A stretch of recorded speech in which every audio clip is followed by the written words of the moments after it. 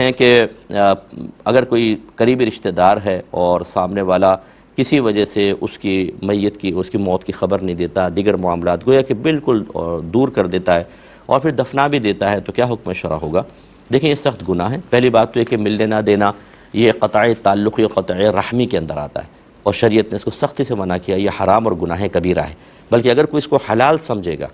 بغیر کسی شرعی وجہ کے قطع تعلق یا قطع رحمی کو حلال سمجھے گا تو کفر بھی ہے، کیونکہ قرآن کی نصوص قطعیہ سے اس کا حرام ہونا ثابت ہے۔ ہاں اگر کوئی معقول وجوہات ہیں، جیسے کہ آپ ارشاد فرما رہی ہیں، ٹائم نہیں ہوتا کہ ہم لمبی بات کر سکیں، اس وجہ سے میں بڑی معذرت چاہتا ہوں کہ میں آپ کے سوال کو بعض اوقات کاٹ دیتا ہوں، کیونکہ بہت لوگ متوجہ ہوتے ہیں، سوال ڈریگ کر جائے تو ہر ایک کی وہ ضرورت کا نہیں ہوتا، تو پھر لوگوں کو کوفت ہوتی ہے، اس وجہ سے میں نے آپ کو روک دیا۔ لیکن ہم اس کا جواب آپ کو یہی دے دیں گے کامل انداز سے کہ اگر فرض کر لیں آپ کا کوئی قصور ہے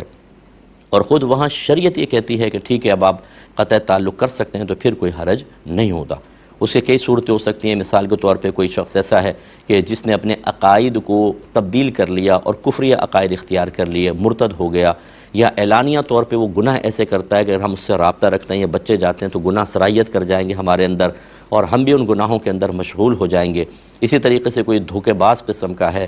جادو ٹونے میں بعض لوگ بڑے ماہر ہوتے ہیں، برملا اظہار کرتے ہیں تم پہ ایسا جادو کراؤں گا تمہاری خوشیاں ختم کر دوں گا اور فلاں فلاں فلاں، اس کے شر سے محفوظ رہنے کے لیے اگر کوئی قطع تعلق کرتا ہے تو پھر تو کوئی حرج نہیں ہے۔ لیکن اگر ایسی وجوہات نہیں ہے بلکہ دنیاوی عام وجوہات ہے، تم نے یہ کہہ دیا تھا، تم نے فلاں بات کہہ دی تھی، تم نے رشتہ نہیں دیا تھا، تم نے ہماری آؤ بھگت صحیح نہیں کی تھی، اور اس وجہ سے قطع رحمی قطع تعلق کرے تو حرام اور گناہ کبیرہ ہی